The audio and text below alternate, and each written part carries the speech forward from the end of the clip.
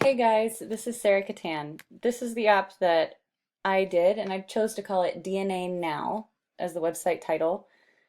It started off a bit less consistent with the various pages not having the same details. So, for instance, you'll see as I go through, this is now on almost every page. So, if I click here, yes, you can see a little tiny one there. That became more consistent. The typography as I went through each time was changed. Buttons and those sort of things. I played around with having consistency throughout the whole website of having these like a brighter contrasting color. That way then it was clear to the user, but at the same time it was also a little overwhelming and blinding. So that ended up being better there. Positioning of this sort of thing. So I tried the related articles button being at the bottom, but then if they don't really want to read through the full article, then that was a problem. So there were various things that just kind of changed as time went on through the usability studies. So let's go back home and I'm going to do a brief walkthrough of one scenario. So imagining that we are a user and we come to this site just kind of perusing, and maybe I want to look at the latest and, oh, okay, Alzheimer's disease. That looks interesting. New information on that. That's always something that people like to hear about. So I'm going to select that one. And then you'll notice what happens is the article is an overlay page. And so this just kind of, I just liked the effect of it. It's just kind of nice to have it that way. And it's nice not to have to direct the user to 1,000 different pages and those sort of things. So then you can scroll down to see the rest of the content on the site. Oh, it looks wonderful.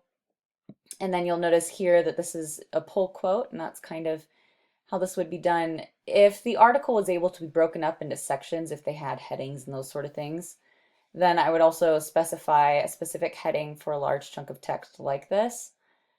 And in which case the heading for that section would also be done in the same font and the same coloring as well.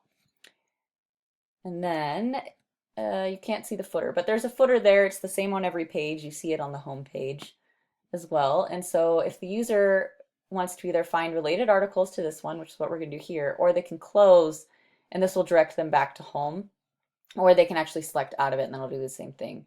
However, we're going to select related articles for this scenario because I'm interested to see more.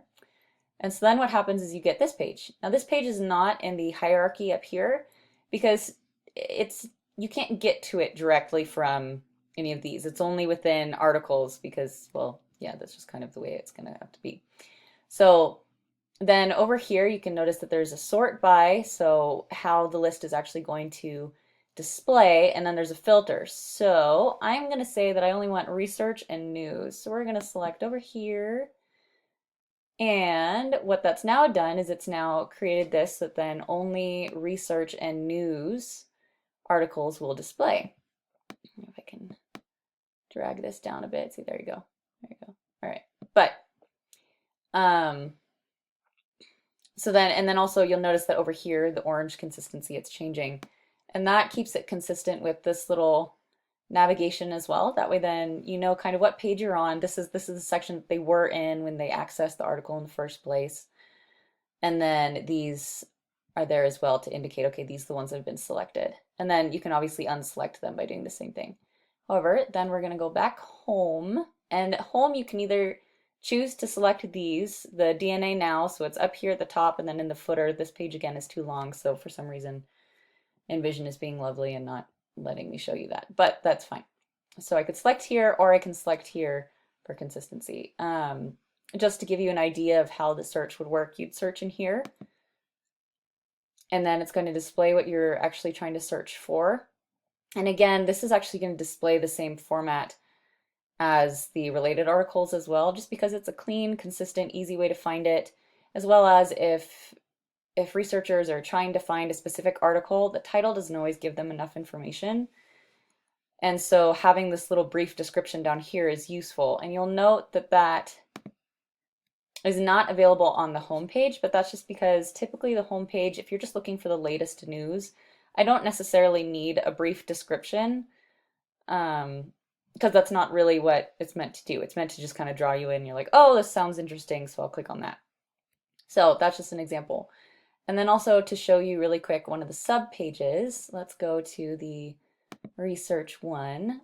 you'll notice that there's a border around each one of these images. Originally, I didn't put that in there, but that was actually feedback from one of my usability studies that actually suggested I do that because otherwise these could kind of bleed over and it gets confusing knowing where the division is. Whereas here, there's obviously clear division and those sort of things. But in brief, that's just kind of an example of how to go through the website. Hope you enjoyed it. Thank you.